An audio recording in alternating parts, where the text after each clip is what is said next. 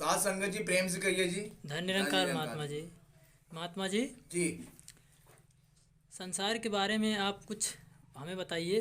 जो संसार में मनुष्य परेशान भी है, और संसार के कल्याण के लिए और मनुष्य के कल्याण के लिए हमें कुछ ऐसा बताइए कि मनुष्य का जीवन सफल हो जाए। ठीक है, आपने बहुत अच्छा प्रश्न किया। और प्रभु परमात्मा परमेश्वर अगर चाहेंगे तो इसका हल भी उन्हीं के हमारे मुखार बिंदु से परमात्मा ही बताएंगे। देखिए, मनुष्य परेशान होता है इसलिए ज़्यादा कि जब वो अपने आप पर अहंकार कर लेता है। सारे पापों का जड़ है अहंकार का पेड़ है। अहंकार के वृक्ष के ऊपर जो है सारे पाप का फल उत्पन्न होता है। अहंकार जो है मनुष्य को खा जाता है। बड़े बड़े राजाओं को, यहाँ तक कि रावण को भी नहीं छोड़ा। सिकंदर बादशाह था, उसको भी अहंकार नहीं छोड़ा। अहंकार के वृक्ष के ऊपर पाप का फल, तृष्णा, ये सब उत्पन्न होता है। और मनुष्य जो है अपने भाग का स्वयं निर्माता है। अपने भाग को वो स्वयं बनाता है। हमें संसार में कहीं भी जाने की जरूरत नहीं है। जो भी कुछ इस संसार में है, तीनों लोक 14 भुवन में, वो मनुष्य के शरीर के अंदर साक्षात है। बस हमारी भावनाएं जैसे होती हैं, हमारा भाव जैसे होता है, संसार का दृश्य उसी प्रकार से दिखाई देता है। आज हमारे पास कुछ भी नहीं है, कल हम सोचेंगे कि ये हो जाए।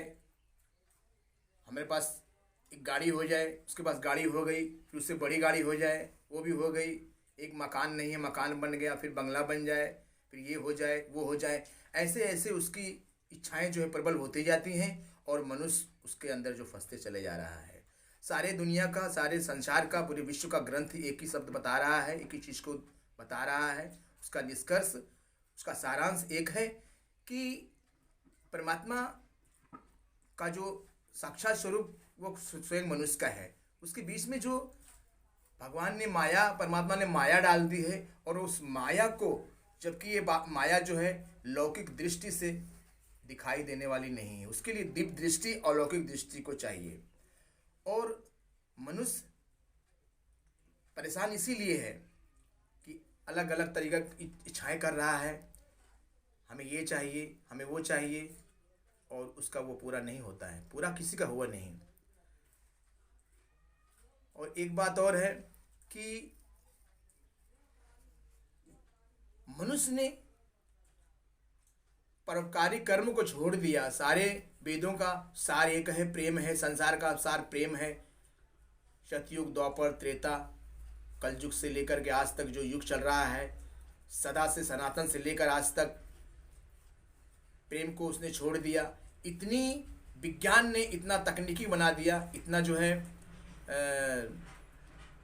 विकास कर लिया, मगर ज्ञानियों के हिसाब से वो विकास तो किया है, परंतु जो विकास उसको और करना चाहिए उससे वंचित है।